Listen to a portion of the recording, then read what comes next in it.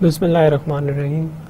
Very warm welcome to you all to this course of public policy analysis. सबसे पहले मैं अपना एक मुख्तसर सा तारुफ करवा दूँ. A very brief introduction of myself. My name is Shahid Mahmood. I have an MPhil from Northern Illinois University in the United States, specializing in public policy analysis and economics. I completed my coursework in 2006 and then came back to Pakistan. My initial studies were completed here. Up till the bachelor's level, I studied in Pakistan. After my bachelor's, I proceeded to United States to complete my education. Over there, I completed my remaining bachelor studies, then a master's with a special emphasis on public administration and economics, and then an MPhil. Suffice to say, it was a very nice experience, a wonderful experience, one that I'll remember for my whole of my life, and one that taught me a lot about many things that we lack here. बहुत सी चीज़ें ऐसी हैं जो कि वहाँ पे हैं लेकिन यहाँ पे नहीं है. उनमें से एक चीज़ है पब्लिक पॉलिसी और अच्छी public policy. United States of America, if it is the superpower in the world, there is a reason for that. And reason for that is that over the years they have implemented such policies that have helped that nation to become the sole superpower in the world. Can we implement them here? Can those policies be replicated over here? क्या उस तरह की policies यहाँ पे हम लोग implement कर सकते हैं? क्या वो उसी तरह कामयाब होंगी? क्या सबक सीखा हमने उस तरह की policies से? ये और बहुत सी बातें जो हैं हम इस कोर्स में इसी से रिलेटेड डिस्कस करेंगे. Public policy and analysis is a very vast field.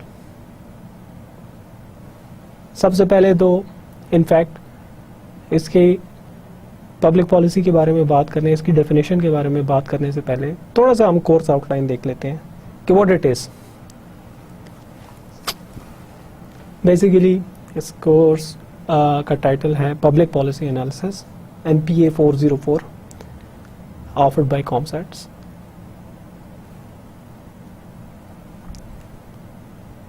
मकासद इसके क्या हैं? मकासद इसके ये हैं कि पब्लिक पॉलिसी जो कि इम्प्लीमेंट की जाती है गवर्नमेंट्स की तरफ से, उसको किस तरीके से एनालाइज किया जाता है, क्या तरीका कार है उसको देखने के, उसको जांचने के. What exactly do we do with this? What are the methodologies? What are the theoretical underpinnings? And what kind of methodology would be applied in specific cases? It's not one methodology, of course. So when we go through this course, you will learn about many diverse methodologies, many ways of analysis to look at a public policy, and which kind of analysis or which kind of methodology to apply to different situations. Now, talking about public policy, मुझे public policy बहुत नज़दीक से देखने का मौका मिला है. On my return from my education, मैंने गवर्नमेंट के डिपार्टमेंट्स के साथ काफ़ी काम किया है. Since I am a part of the government, मुझे पॉलिसी देखने का काफ़ी नज़दीक से मौका मिला है, जैसे कि मैंने कहा. और उन पॉलिसीज़ के साथ मुझे ये भी देखने का मौका मिला है कि इसमें उसके बनाने में, उनको इम्प्लीमेंट करने में क्या क्या मसाइल हैं. What kind of problems do we encounter in designing a policy, implementing a policy, and then thinking about it, making an analysis of it, and to see what were the outcomes of it. Of course, some of the policies fail, some are successful, So one of the things that we are going to look at it is what makes a policy successful? What have been the lessons learned from successful policies over the course of time? किस किस तरीके की policies implement की गई, उनमें से कौन सी अच्छी थी, कौन सी बुरी थी, क्या फ़ायदा पहुंचा, क्या नुकसान हुआ, किस चीज़ को इग्नोर किया गया, किस चीज़ को मद्देनज़र रखा गया. ये सारी चीज़ें हैं जो कि हम इस कोर्स के दौरान देखेंगे और पढ़ेंगे. Policy making is not simple art, it's a very difficult one. ये आपको उस वक्त अंदाज़ा होगा जब हम कोर्स मटेरियल के थ्रू जाएंगे. Just imagine from the point of view of government or the person who is implementing a policy or a group of person. यहाँ पे तकरीबन हम 18.5 करोड़ 19 करोड़ लोगों की बात कर रहे हैं, पूरे मुल्क की बात कर रहे हैं. तो जब उसके लिए पॉलिसी डिज़ाइन की जाती है, of course it would be massive. जब आप इतने ज़्यादा लोगों की बात कर रहे हैं तो पॉलिसी डिज़ाइन करते वक्त भी बड़ा ख्याल रखना पड़ता है. कुछ पॉलिसीज ऐसी होती हैं कि जो कि पूरे मुल्क के लिए नहीं होती, वो कुछ स्पेसिफिक एरियाज़ के लिए होती हैं, जैसा कि हम देखेंगे during the course work. Suffice to say again in short कि मेरा एक मकसद, बल्कि एक कहूँगा मेन मकसद तो स्टूडेंट्स उनके लिए ये है कि उनको वो तरीक़ाकार दिखाया जाए या सिखाया जाए इस कोर्स के दौरान जिसको मद्देनज़र रखते हुए वो कोई भी गवर्नमेंट पॉलिसीज़ जो कि नेशनल सतह पे, कौमी सतह पे इम्प्लीमेंट की जा रही है या किसी एक ख़ास छोटे साइज़ पे इम्प्लीमेंट की जा रही है, उसका जायज़ा लिया जाए. उसमें यह देखा जाए कि क्या अच्छा है, क्या बुरा है और उससे हम क्या सबक सीख सकते हैं. So much for the beginnings. Let's move towards the course description and what exactly do we intend to study. अब again this is a very vast field. इसमें कोई एक छोटी फील्ड नहीं है. मैं कहूँ कि जी बस ये एक छोटी सी फील्ड है, इसमें ये टॉपिक्स हैं, ऐसा नहीं है. हर आपको ये पता चलेगा पब्लिक पॉलिसी में कि हर टीचर जो है वो डिफरेंट एक पढ़ाता है, वो डिफरेंट टॉपिक्स लेके स्टूडेंट्स के सामने रखता है. Topics very. If you are thinking about public policy, everybody has a position on it. You wouldn't find two people who would say, "Okay, this is pretty much it," and there is nothing more in it. Since it's such a vast field, so there is no complete consensus on what it covers. क्या इसमें cover होता है. इस course के दौरान जो मैं topics cover करूंगा वो इन जनरल मैं आपको बता देता हूँ कि कौन कौन से हम टॉपिक्स कवर करेंगे. सबसे पहले ऑफ कोर्स जिस चीज़ के बारे में हम बात करेंगे कि पब्लिक पॉलिसी की क्या डेफिनेशन है, वो है क्या इसका स्कोप है, क्या इसकी इम्प्लिकेशंस हैं. फिर उसके बाद हम बात करेंगे मॉडल्स ऑफ पब्लिक पॉलिसी में कि पब्लिक पॉलिसी के कौन कौन से मॉडल्स हैं. जिस तरह आई एम श्योर आपने पढ़ा होगा हर सब्जेक्ट में कुछ ना कुछ हम लोगों के सामने मॉडल्स आते हैं. You must have read many models in physics. theory of general relativity, theory of special relativity, theory of gravity, theory of time and space. These are models that describe that field. Similarly, there are a few models, few general models that describe this field, and we'll go through it. The basis of formulating a public policy. क्या basis है? On what basis do we design a policy? What do we have to keep in mind when we are thinking about a policy? When we are saying, let's implement a policy, let's come up with a policy, because we have this specific problem over here in this area or at the national level. So what are we talking about?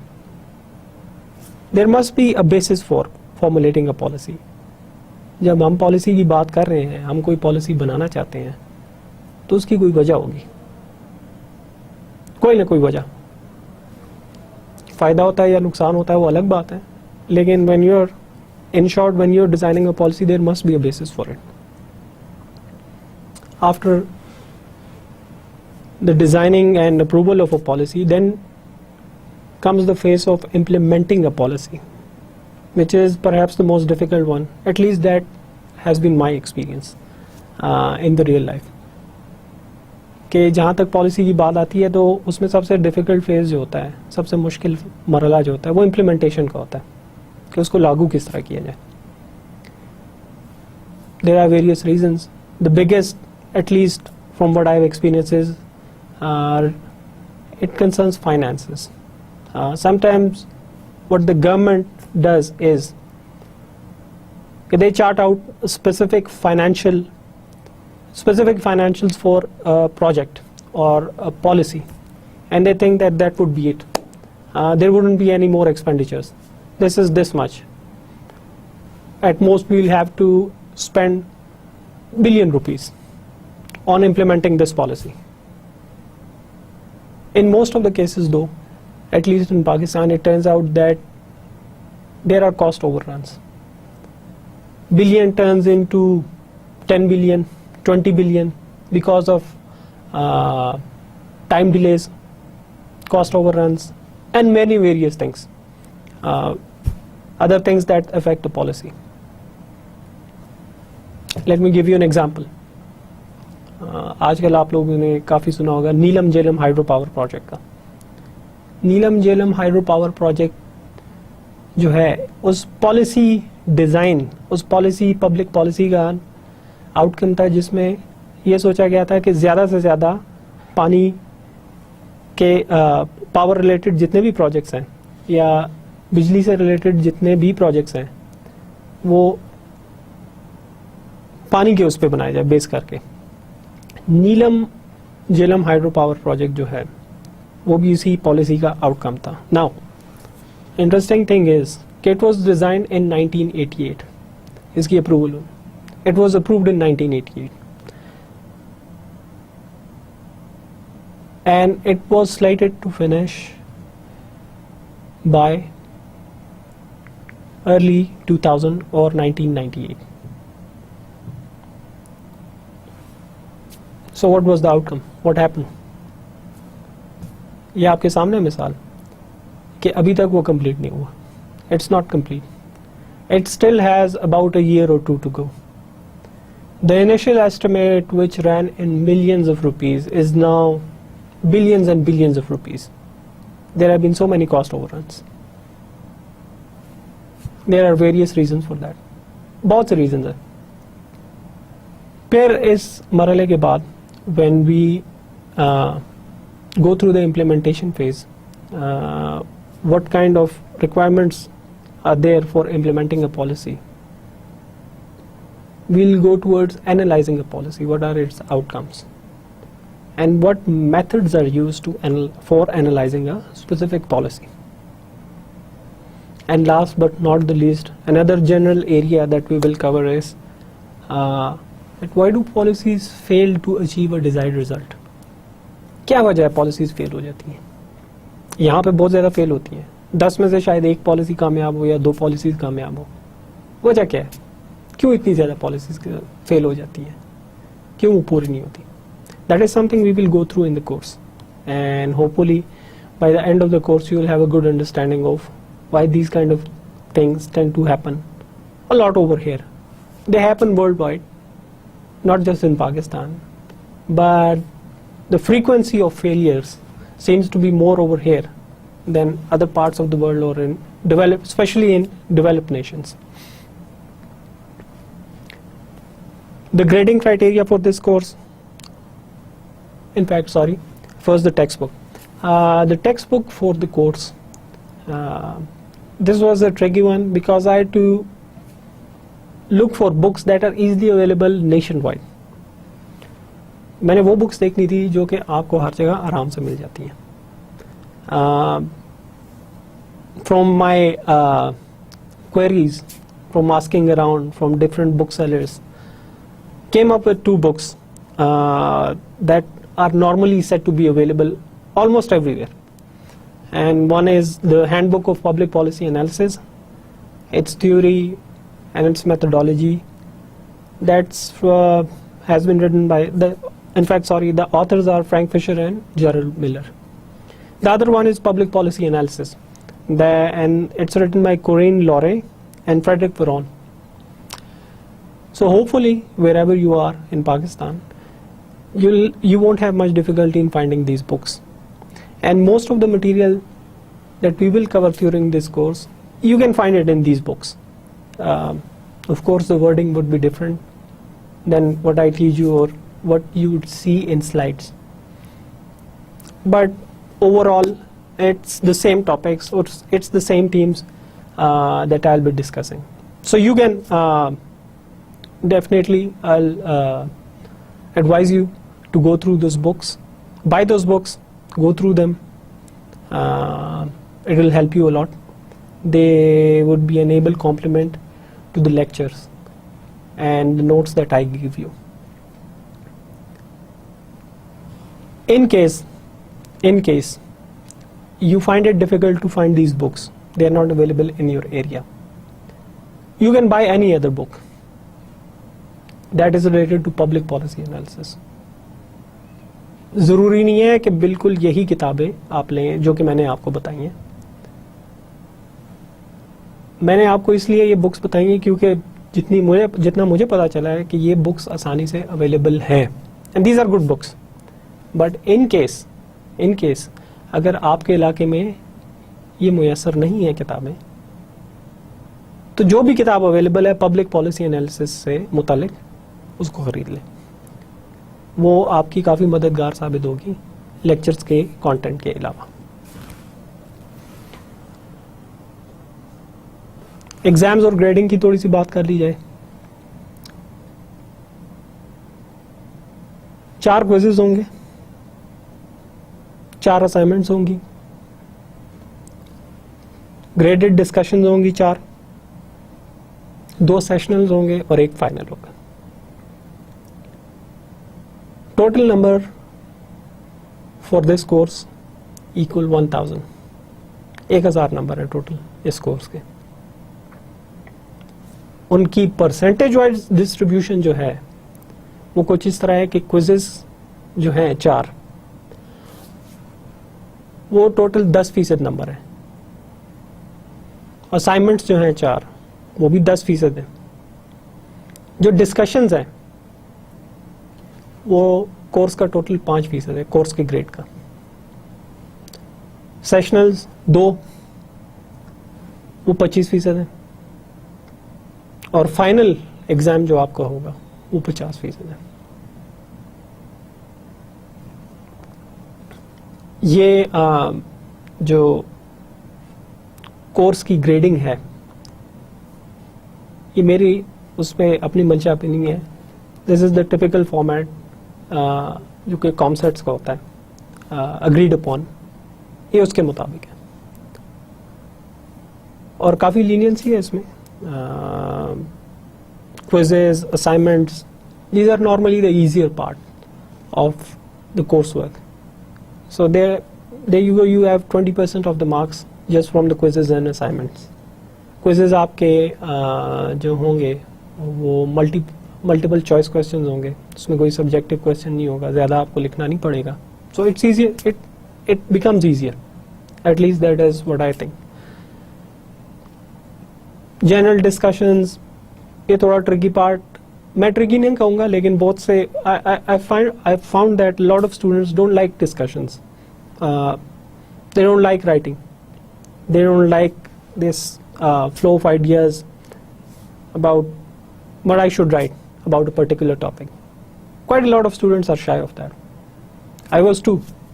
But once you start writing, once you start discussing these things, it becomes evident, it becomes easy. If you don't try it, how are you going to write it? How are you going to understand it? Try it out. Inshallah, it won't be difficult. That is pretty much the introduction and a brief discussion of the course outline. So let's now move on towards the first lecture. The first lecture is all about just an introduction of the field. What we will try to do during this lecture is I will take you through introduction, the definition, a bit of discussion of how this course evolved, how public policy evolved as a field, what we tend to cover in this, what we don't tend to cover in this, how do people define it, who were the pioneers, where did it all start, what kind of writings do we find about it, old, new, what is it about, and is it relevant to us, is it relevant to you, and which you will find that it is very relevant to you, it is very relevant to us all, because it affects us all in many different ways, whether you realize it or don't. So let's start with the first lecture, public policy analysis. The topic of this course, the name of this course. Let's start with the definition of it. After all, that is the starting point. कि आप किसी चीज़ को define करने की कोशिश करते हैं कि जो आप पढ़ रहे हैं, जिस चीज़ को समझने की कोशिश कर रहे हैं, क्या उसकी कोई तारीफ है? Is there a definition to it? If there is, then how do you define it? The first thing, the first two words that you've got to define in this case is public and policy. So what's the public? Public से हम क्या मुराद लेते हैं?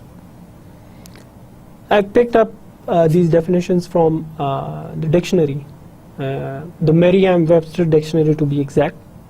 You can look at other dictionaries too, you can look it up on the web, but you'd find the similar meanings. इसमें कोई इतनी ज़्यादा difference नहीं आएगा. So what's the meaning of public? Let's start with public. जब हम बात करते हैं कि public, what is the meaning of that? What is the definition of it? The Merriam-Webster dictionary defines it as relating to or affecting all the people in the country or a state. So public को उन्होंने ये define किया है कि it relates to all the people that live within geographical confines of a country or a nation state. Policy, what's a policy? Management of affairs. How do you manage the complex affairs of a nation?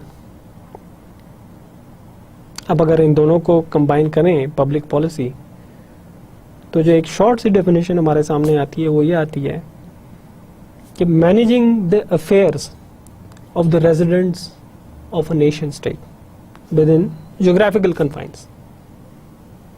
अगर पाकिस्तान की public, किसी भी public policy की हम बात कर रहे हैं, तो पाकिस्तान की किसी भी पब्लिक पॉलिसी की डेफिनेशन ये बनेगी कि उन चीज़ों को मैनेज करना, उन चीज़ों की टेक केयर करना, you have taking care of those things, managing those things that are related to the people of Pakistan that live within the geographical confines of Pakistan.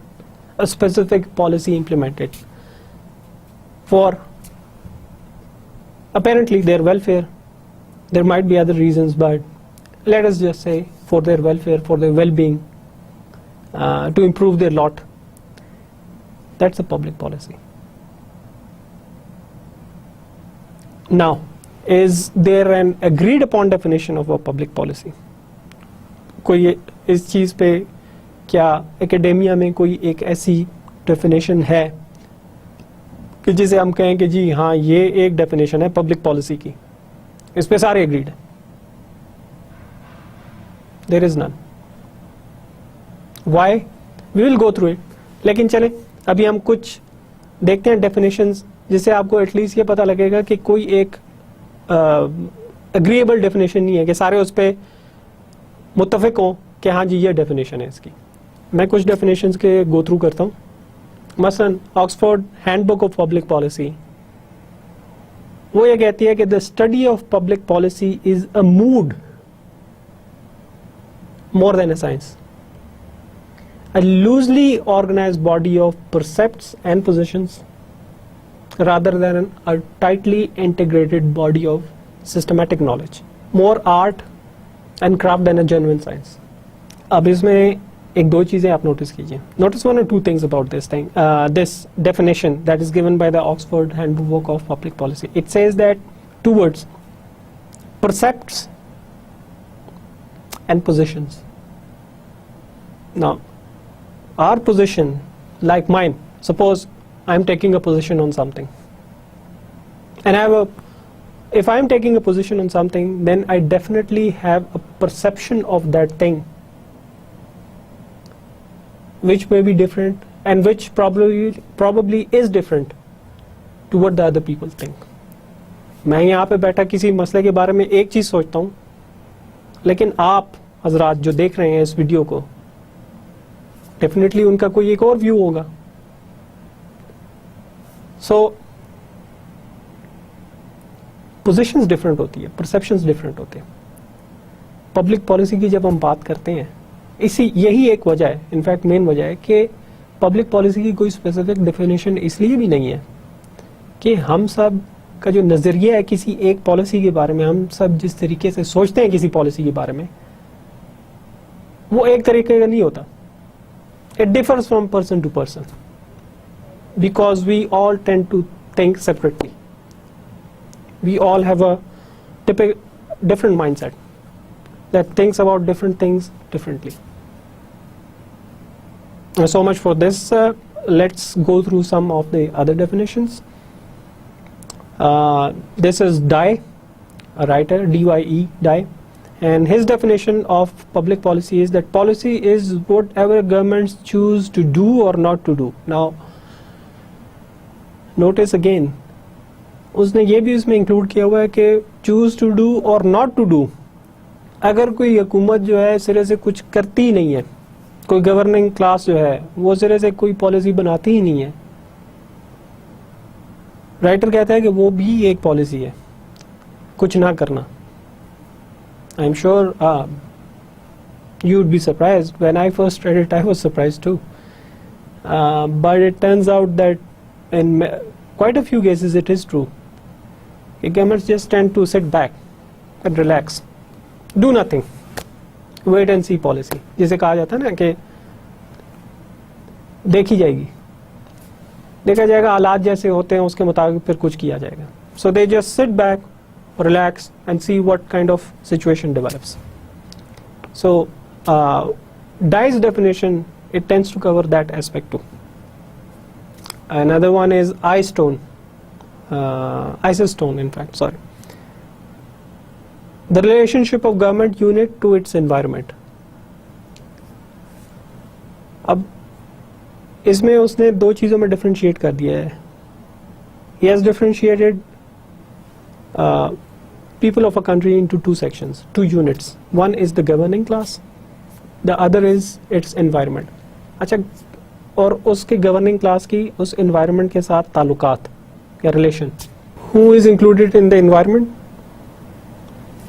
Me and you, people,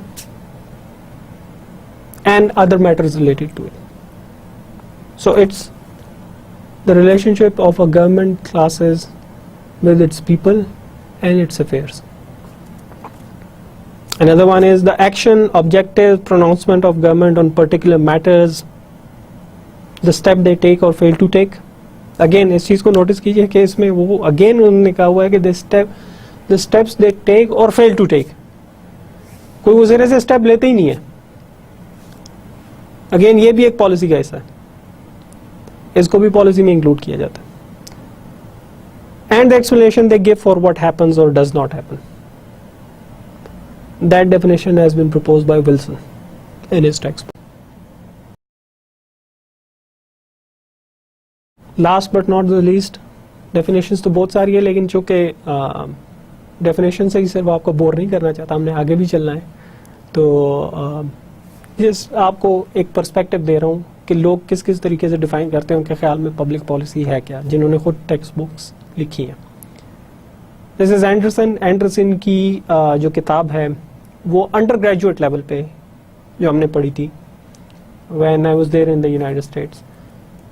We used to study, this was the typical textbook written by Anderson, and he defines public policy as a purposive course of action or inaction undertaken by an actor or set of actors in dealing with a problem or matter of concern. Again, आप दोबारा notice कीजिए कि उसने भी यही बात की है कि एक्शन और inaction, कुछ करें या ना करें, इट्स अ पॉलिसी. तो चले for the sake of argument हम भी यही कह लेंगे, दिल माने ना माने, लेकिन अगर कुछ नहीं भी करते गवर्निंग क्लासेस तो हम ये कहते हैं कि ये भी एक पॉलिसी है. Now let's move forward, let's move ahead, let us see why is it difficult to put up a concise definition of public policy. कोई एक डेफिनेशन क्यों नहीं है? कुछ बात मैंने पहले भी इस चीज को डिस्कस की, कुछ अभी भी डिस्कस कर लेते हैं. There are lots of differences on what exactly to study, what kind of a problem to study. Is that problem a public policy problem or not? Okay, then what kind of method to apply to it? What it should be based upon? And how to go about this? And you would find that people disagree about this thing, as I discussed. We all have our own perceptions. We all have our own ways of thinking. Some problems may be very important to me, but not to you. You wouldn't think of them as worth spending time on. ठीक है, आप कहेंगे कि ये public policy का सिरे से कोई वो है ही नहीं, इस पे टाइम नहीं ज़ाया करना चाहिए. तो दिस इज वन रीज़न कि किसी को कहना कि जी ये एक पब्लिक पॉलिसी का एक जुज़्व है, it's impossible to come up कि जी हाँ बस यही है. You find difference of opinion. Second, there is no single coherent syllabus regarding subject of public policy और इट्स एनालिसिस. कोई एक कंबाइंड सिलेबस जिसे आप कहते हैं वो नहीं है. Suppose for example when we are talking about Islamia और Pakistan studies, you'd pretty much find the same syllabus all over Pakistan with pretty much the same things. Not so for public policy. You'd find, at least I found, a lot of variation in different textbooks. Some of them take a different route than the others. Some of them discuss problems that the other textbooks don't think it's worth discussing or spending time upon. Take for example environmental issues. Now there are certain textbooks that I found that think that it's not an issue, it's not a public policy issue. Why should it be a public policy issue? But others think that it's an important public policy issue. Similarly, regulation of business. Is it a public policy issue? Why should government intervene in business? Why should it regulate it? क्या वजह है? Should there be a public policy for it? Some people think, yeah, maybe, no. Some people would say, some textbooks would say, no, it's not worth spending your time upon. Just set it aside. But the other would say, okay, no, it's worth spending time upon. It's very important. When we're talking about teaching of public policy, then what tends to happen is that if I am teaching in Pakistan, then usually I'll be taking a lot of examples from Pakistan, which is quite natural. When I was studying public policy in the United States or the public economics, most of the examples they tended to dealt with the public policies over time in the United States. Things can be different. At least what I intend to do is that give you examples from world over for something to learn about policies. How do you implement a policy? Why does it succeed? Why does it fail? Of course, my focus would be on Pakistan, but in US at least, and most of the developed nations, industrialized nations, what I have found is that their textbooks are more concentrated upon their own countries rather than outside of it. Institutions जो होते हैं उनकी approach भी different होती है. Some of them believe, at least some of the governments believe, that what happens in the world will affect us. But some governments believe that it won't affect us. It's not important for us to study what's happening in India, Sri Lanka, or Afghanistan. But there you'd find a lot of people who would say, a lot of analysts who would say that it does affect us. And it does affect us severely. Afghanistan से जितने refugees आते हैं उनका definitely यहाँ पे impact होता है. So as I said कि difference of opinion exist करता है कि what should be include in this public policy framework, because there are differences of opinion के public policy कौन सा उसमें मसला जो है वो public policy में आता है या नहीं आता. अगर इतने differences हैं, there is no opinion, one opinion के what a public policy should be, then why study it at all? क्या ज़रूरत है इसको study करने की? Why should you?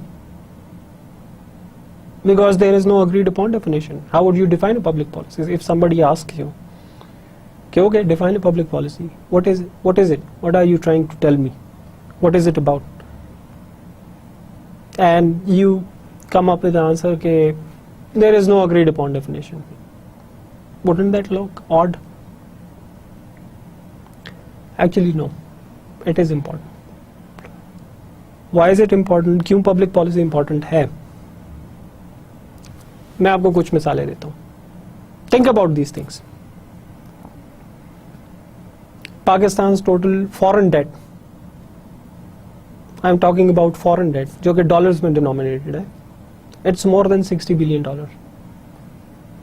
60 billion dollar से ज़्यादा है हमारा बैरूनी कर्जा. मैं अंदरूनी कर्जे की बात नहीं कर रहा. It's more than $60 billion. Let's talk about another problem. Exports have always been less than imports. इसकी वजह से हमारा import bill बहुत ज़्यादा हो जाता है. क्या इसकी implication क्या है? Implication ये है कि more foreign currency it flows out, जिसकी वजह से हमारे foreign reserves भी कम होते जाते हैं. जितनी import ज़्यादा होगी उसका हमें बिल पे करना पड़ेगा, ज़ाहिर ख़रीदना पड़ेगा. तो उसके लिए हमें फॉरेन करेंसी यूज़ करनी पड़ती है जो कि एक्सेप्टेबल हो, और वो है डॉलर्स. तो उसके लिए हमें फॉरेन रिजर्व से ड्रॉ करने पड़ेंगे, उससे ही लेने पड़ेंगे. इस चीज़ को मैं will explain it further, but just to go through some examples के why is it important to study this kind of policies and how it affects you. Persistent power outages, load shedding का मसला कितना गंभीर मसला है. We will go through this problem a lot in the course. In fact, you will have a whole paper to read on it. I prepared a paper, and you'll see that it's a genuine policy failure and a very bad one, जिसकी कीमत पूरे मुल्क को अदा करनी पड़ रही है. And every Pakistani, okay, another problem. Every Pakistani on average owes more than rupees 80,000. Is indebted more than rupees 80,000. हर पाकिस्तानी के ज़िम्मे मजमूई तौर पर 80,000 रुपये से ज़्यादा का कर्ज है. Pakistan has some of the lowest human development indicators in the world, only better than a few African countries. Millions of school-going children are not in school. They remain outside school. Why? What are the reasons? When we go through this, you find that quite a lot of it is related to public policy. More than half of the population does not have access to clean drinking water. And this is serious. This is, people underestimate it. But clean drinking water It's critically important. It's critically important. Having drinking water is one thing, but having clean drinking water is another thing. There's a world of difference. If you don't recognize, if you can't realize the difference, if you can't appreciate the difference, go ask somebody in areas like Tar, where water is almost unavailable, and the kind of water that is available, its quality is so low that it's an invitation for diseases. Sanitation conditions in the country are, in all over Pakistan, it's extremely poor. देहात को तो छोड़ें, आप शहरों में चले जाएं, सड़कों पे जो है गटर्स आर ओवरफ्लोइंग, पानी बह रहा होता है, कीचड़ पड़ी होती है, उसकी वजह से कितने मसले बनते हैं. Pakistan is now water stressed country. Water stress country का मतलब यह है कि पानी की शदीद किल्लत होगी यहाँ पे. ये यूनाइटेड नेशन की रैंकिंग्स हैं जिसमें कहते हैं कि यहाँ पे पानी काफ़ी अवेलेबल है. ये तो आपने खैर सुना ही होगा ना कि पानी जिंदगी है. Water is life and it is life, yes. So it's unavailability, what would it imply? Definitely it implies end of life. If Pakistan is a water stressed country and its population is growing, it's not coming down, and at the same time our water availability is going down year by year. Think about it, how serious it would be. Already Islamabad जैसे शहर में, जो कि मुल्क का दारुल खिलाफा है, यहाँ पे गर्मियों में पानी की शदीद किल्लत हो जाती है. It's very difficult to find water, and not just Islamabad. Ask people of Karachi how difficult it is and the kind of quality of water that they find. Okay, another one, corruption is endemic and rampant. ये भी public policy का एक failure है कि यहाँ पे इतनी ज़्यादा corruption है. And one of the main reasons is कि कोई ऐसा framework नहीं है. There is no framework, there is no institutional capacity to get hold of those people, to hold them accountable, who have embezzled money. जो मैंने आपको मिसालें बयान की हैं, of course आपको पता होंगी, आपने सुनी भी होंगी. So what does it have to do with study of public policy? They are an incentive, I believe, to take public policy more seriously and its contents more seriously. Why? Remember, in the start of the lecture I told you something about policies affecting us indirectly or directly. Now I talked about more than $60 billion in debt. How would it affect you and me? Because the government is taking on debt. Why should I care? Why should you care? You and I should care because governments run on the taxes that they collect from us, which is their revenue. And if they have to pay this debt of $60 billion, then they'll have to use their revenue resources to pay that debt. And when they fall short, what do they do? They either take on more debt or apply more taxes on us, you and me, to garner more revenue. देखें, इस तरह आप कर्जा तो हुकूमत ले रही है, लेकिन मैं और आप इफेक्ट हो रहे हैं. अगर हुकूमत के पास पैसे नहीं होते वो कर्जा वापस करने के लिए, तो उनके पास 2-3 ही ज़राए होते हैं उस कर्जे, फिर उस पैसे को, शॉर्टेज को पूरा करने के लिए. या तो वो मज़ीद कर्जा लेते हैं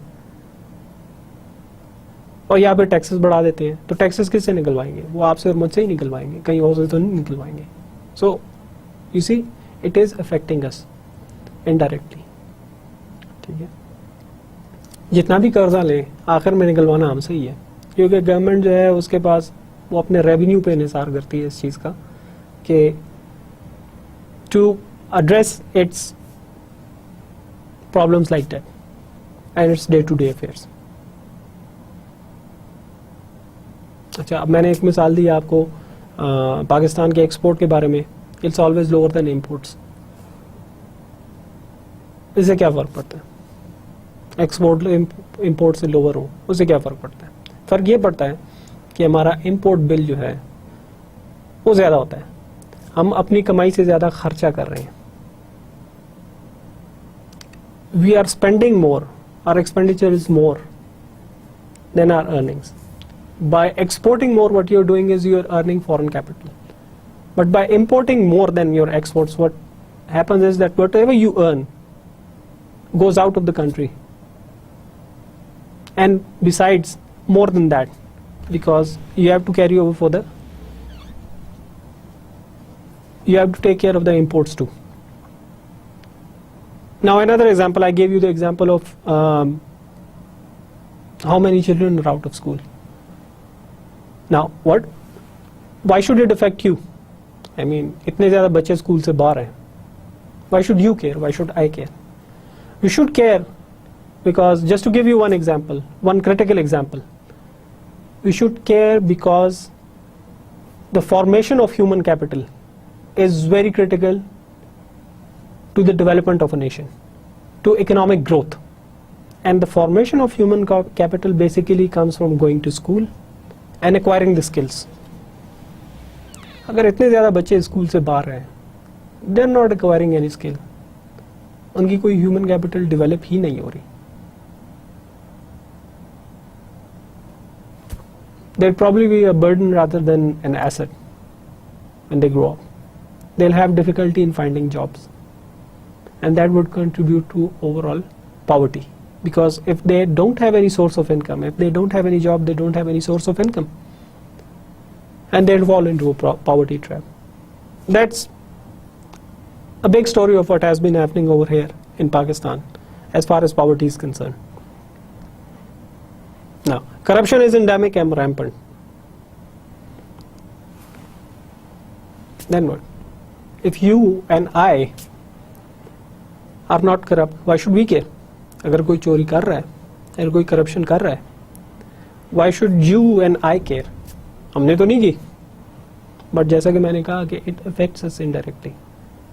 अगर इतनी करप्शन है, for example, if there is so much corruption, then no investment would come to Pakistan. No investor would come to Pakistan to invest his money, invest his time, invest his energy, invest his potential, and invest in the know-how.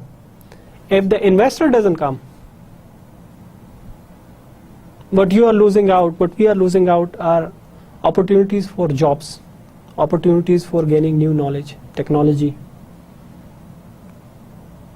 And what the government is losing is precious foreign capital that it would get from foreign investing. मैं सिर्फ foreign investment की बात नहीं करना चाहता, even domestic investors जो हैं अभी, आई डोंट नो कि if you have ever heard of it or not, due to problems like corruption and load shedding, there have been quite a few reports that investors within Pakistan, Pakistani investors, they have decided to take away their capital to other countries like Bangladesh. Isn't that sad? How many jobs would that cost us? What would those people do who lose their jobs? In short, ये सारी मिसालें देने का मकसद ये था कि that is why public policy is important, because it affects you and me. You and I may not be directly involved in it, but we are affected. इस तरह के डिसीजन से हम लोग इफेक्ट होते हैं. So that is why you and I should care about public policies and their outcomes. उसके अलावा, why should you pursue public policy? Maybe a lot of people don't realize that now there are millions of people who are specifically qualified in this branch of study called public policy, and they are working world over with very good financial packages. They are working with governments, they are working with non-government organizations, they are working with think tanks, research organizations. They are working world over and helping to contribute those who govern understand the sound basis of policy making, what they have learned from their education, what they have learned during the course of their education about public policy, which ones are good, which ones are bad, what should be done, what shouldn't be done. So they are contributing to the overall development of their nation. So there is an incentive for you and even for me to study public policy. And now another example of why it has become so important, another indication in fact of why it has become so important, is that in major universities of the world, some of the most top ranked universities, you'd find schools or departments dedicated to teaching public policy.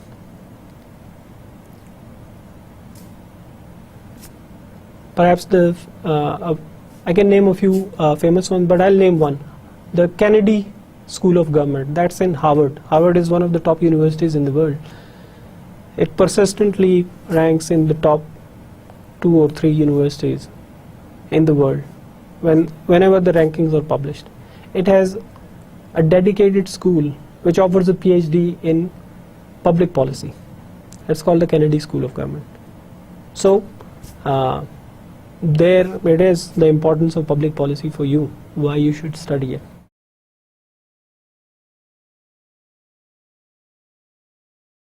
It's a vast field, right? Public policy, as I talked about, it's a very vast field. It contains material from different fields, diverse fields. Because जैसा कि मैंने कहा कि public policy कोई एक वो नहीं है कि जी आप ये public policy इस subject से related, economics से related है या administration से related है. No, it covers a lot of different topics. I mentioned environment. That's not usually covered in textbook, environmental issues. It's sort of a relevantly new topic. That's part of public policy too. So, what is public policy aim at? What are the overarching features? क्या major aims क्या हैं उसके? I can repeat a few. I will repeat a few, in fact. We'll go through a few ones. Number 1, improving the welfare of the citizens of your country. अगर policy अच्छी होगी, if you can implement a good policy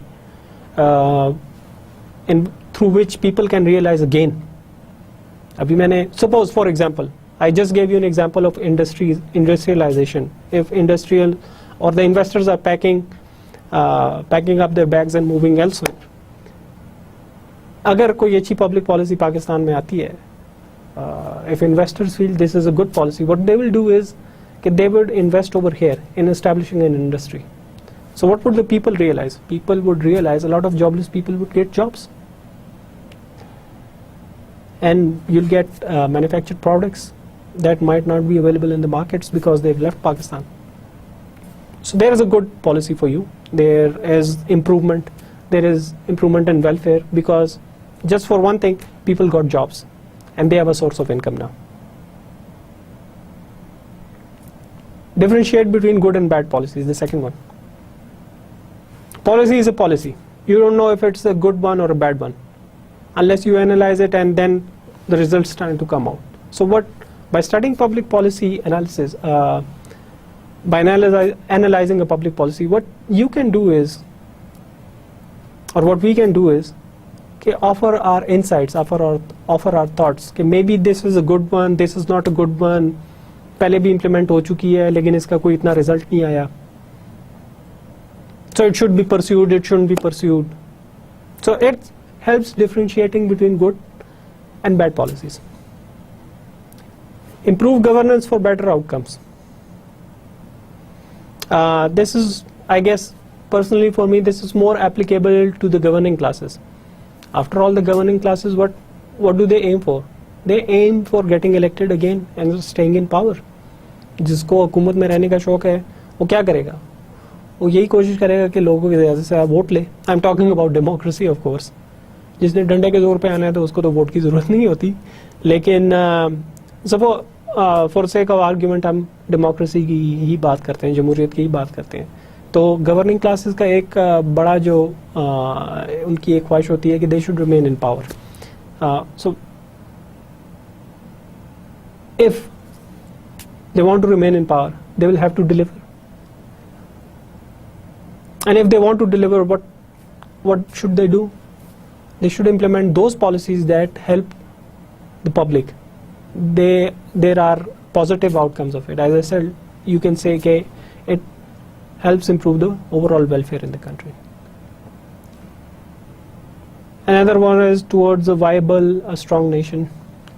Now, there can be no better example, at least in the present day, than the United States. It's the sole superpower in the world.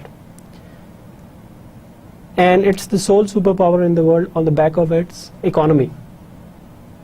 Any power in the history that has been a superpower, Britain, Roman Empire, or any other, they have been superpowers because they've had the economy to sustain their superpower ability. America has a total GDP or total economy of $14 trillion. $14 trillion, right? Now, they just didn't attain this status magically. कि अचानक जी बस वो super power बन गए. No, it's a story of hundreds of years. They implemented different policies from the very start, since they gained independence in 1776. A lot of them failed, but a lot of them succeeded. And it is due to those policies, government's policies, that they are here now. They are dictating terms to the world. So, one of the reasons for studying this public policy is that if you want to improve the standing of your country overall in the nation, then there is little option but to pursue good policies, sound policies. And you can do it through analyzing public policies. And another one, the last one, there are a lot of them, but I'm just, as I said, I'll go through only a few ones. The macro and micro level differentiation for better outcomes. Now remember, a lot of people tend to make the mistake that they think of a policy as applicable uniformly. Not all are. When suppose you are talking about poverty, overall poverty levels, and you think that it would be a good policy to have cash transfers to all of those people who are categorized as poor. In fact, that is what is happening nowadays in the Benazir Income Support Program. What it does is that under that program, government is providing cash transfers to the poor. अब cash transfer में ये नहीं हो सकता कि जी माना जो पैसे दे रहे हैं वो आप कुछ लोगों को दें और कुछ लोगों को ना दें. It has, वो कौमी लेवल की पॉलिसी है. It has to be a national policy, right? You have to provide money to all the people. You can't differentiate between them. कि जी नहीं वो एक इलाके के गरीब है तो ये दूसरे इलाके के गरीब है, इनको पैसे दे दो उनको ना दें. No, it's not like that. But there are other policies which require specific local level solutions, local level public policies. ठीक है. मिसाल क्या दे सकता हूँ? मिसाल उसकी ये दे सकता हूँ कि जो पहाड़ी इलाके हैं वहाँ पे पीने के पानी का थोड़ा सा मसला ये होता है कि वहाँ पे चूँकि they are above sea level, so the kind of investment that a government requires and the kind of methods that the government requires, the kind of methods that in fact are required for providing them with potable water in areas that are hilly areas are quite different to the methods that are required in relatively flat areas or low-lying areas. Indirectly, it means that the amount of investment would be different too. So you need different policies for these different areas. You can't have just a uniform policy. कि जी नहीं चूँकि इधर इतने पैसे लगे हैं तो उधर भी इतने ही पैसे लगेंगे. नहीं, that would be different. Are there any common characteristics to public policies? क्या हम कह सकते हैं कि जी ये सारी चीज़ों में ये कॉमन होंगी? जैसा कि मैंने पहले भी कहा कि you can't just पिक्चर की पब्लिक पॉलिसी बस यही है, इससे ज़्यादा नहीं है, इसमें यही चीज़ें कवर होती हैं. There are none like that. सिर्फ वो स्पेसिफिक टॉपिक्स कवर नहीं होते, बहुत से टॉपिक्स कवर होते हैं. But there some textbooks, including the ones that I have recommended, They come up with a few common characters. They say that there are a few common characteristics of public policies. One, it's not random, but purposive and goal-oriented, meaning that any public policy has its purpose. As I said, even doing nothing has a purpose. So it's purposive. It's not just random, meaning कि ये एकदम कहीं से आ नहीं जाती कि किसी के जहन में एक चीज़ आई कि बस ये इस तरह की पॉलिसी होनी चाहिए. No, there is a purpose behind it. Second, public policy is made by public authorities. You need a group of people to make a policy. बादशाहों वाला ज़माना गया. There are no more kings, princes who just order something and it becomes a word, a written word, or a public policy. No. You need a consensus of people who govern about a policy. That can't be made in isolation. People have to consult over it. And these are public authorities. Of course, voted by you and me into power. They are the ones who make that public policy. Another one is public policy is product of demand. A government directed course of action in response to pressure about some perceived problem. Okay. Now, notice this word. Public policy is a product of demand. It's demanded by people. People have a demand for it. People demand the government to implement that kind of thing. I just mentioned cash transfers to you. Now, there was a demand. There was a demand all over Pakistan from poor people that we are suffering from the effects of high inflation. In fact, inflation has been pretty high for the last 6 or 7 years. So they were suffering. So there was definitely a demand for help, and government came up with this policy, or the governing authorities came up with this policy. Why not give them cash transfer? Why not give them cash through cash transfers? Mind you, this is not just implemented in Pakistan. ये और मुल्कों में बहुत अरसे से चल रही है. In the United States, they've had cash transfer policies for I think 30 years now. Its outcomes, we can argue about the outcomes. It's a relatively new program in Pakistan, but there's quite a bit of argument in the United States about whether this policy should be continued, should not be continued, has it helped in reducing poverty or not. So there is a difference of opinion. Public policy can be positive or it can be negative. Public policy positive भी हो सकती है, यानी उसका outcome अच्छा भी हो सकता है. पब्लिक पॉलिसी नेगेटिव भी हो सकती है, यानी उसका आउटकम बुरा भी हो सकता है. You have to take into account both of those possibilities. I guess we have to learn from good and bad policies and take out the good ones and keep them for the future and remember the lessons that we have learned from those policies. Now that we've gone briefly through some of the things like the scope of public policy and the overarching things, themes of public policy, let's go briefly through a short history. I believe it's important that you know the history of these things. Maybe somebody would ask you, all right, suppose somebody asks you that how did it begin? Who were the pioneers who wrote about public policy? What happened in the past? So just to give you, at least from my perspective, it is important that you have a historical perspective of it. A short one, I'll give you, it won't be a lot. It will just, if you want to get a bigger perspective, you'll have to go through some of the books that I mentioned. They are quite interesting books. They are pretty old, but they are difficult to read. Anyway, let's begin. If you have to talk about public policy, you have to go back, the history of public policy when it began. You'll have to go back to the beginnings of the government. When did the governments begin?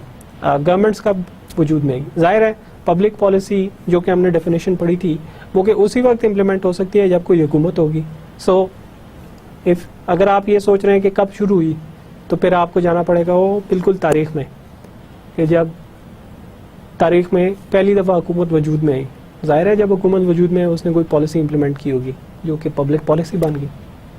From the earliest known records, जहाँ तक हमें पता है, the earliest known records of government, a central government, it suggests that it was in Babylon and Iraq, but we are not going that far.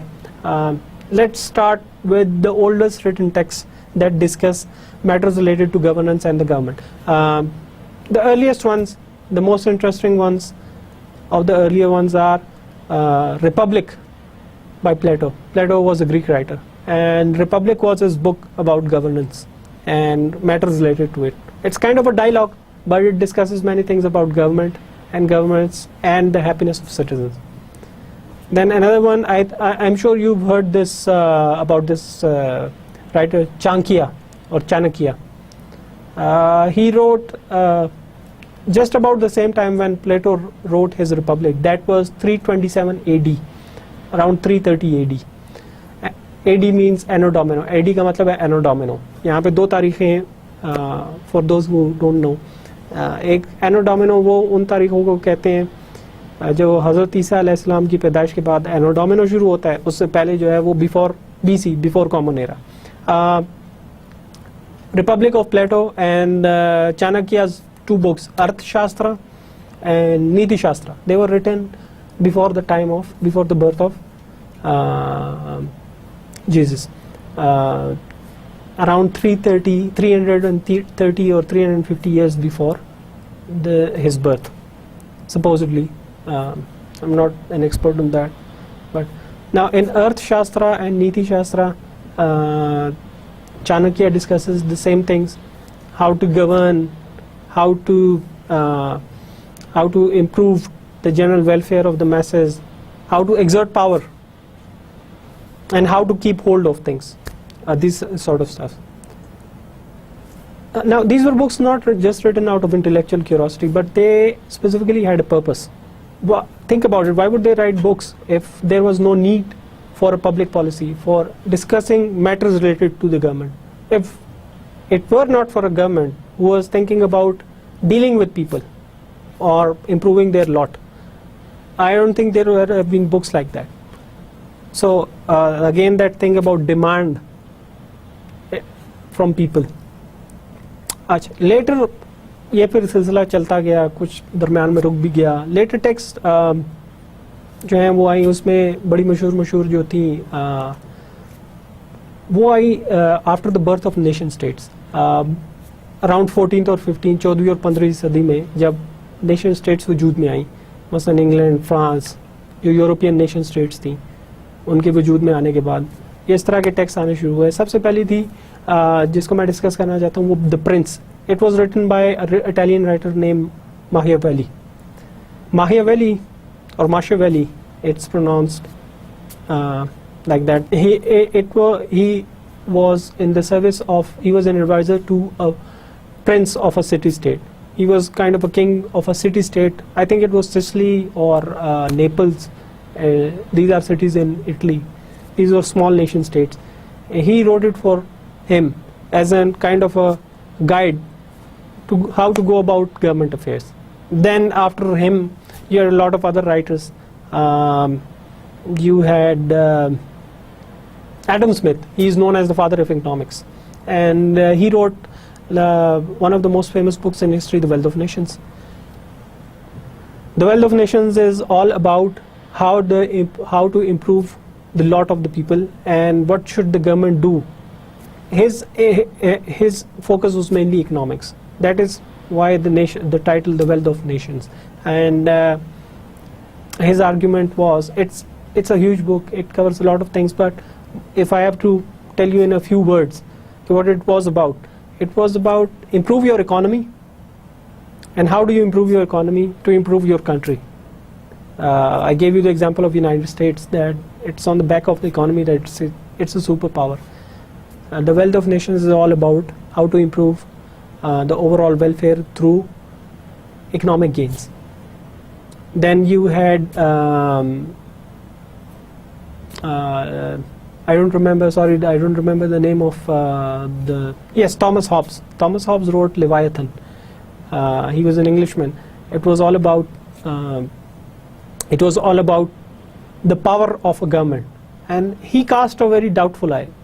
He was perhaps the first person जिसको इतनी बड़ी हुकूमत और उसकी ताकत पे इतराज़ था कि इतनी बड़ी हुकूमत क्यों है? Do we need such a big government to implement policies? We can do it with small ones. And what does it do with all this power that it has? So what was the change from the old to the new text? क्या जो प्लेटो ने लिखी थी किताब Republic या फिर चाणक्य ने लिखी थी और मॉडर्न जो उसके बाद टेक्स्ट आई मसलन एडम स्मिथ की मैंने डिस्कस की, what was the difference in it? What was the difference in it? Difference was basically there was a transformation from one person or one authority, a king or ruler, emperor, whose spoken words were considered law. Policy वो बनाता था. He was the one to implement policies. Whatever he thought was reasonable, that was a policy. To more of a time of a nation states where there was kind of a consensus. The king, even if there were kings, even if there were princes, there were advisors, quite a few advisors. He would take advice from people on different matters of public policy, be it war, be it poverty, be it other stuff. So that was kind of a transformation from that time to the other. Well, I hope the first lecture was informative one. You enjoyed the lecture, and in the next lecture we are going to go through some of the modern antecedents of public policy, the modern theory of it, and then we'll discuss the various differences between policy evaluation, policy analysis, and then we'll also go through other stuff like policy cycles, different theories of public policy. Hopefully I'll see you at that time. Thank you. Allah Hafiz.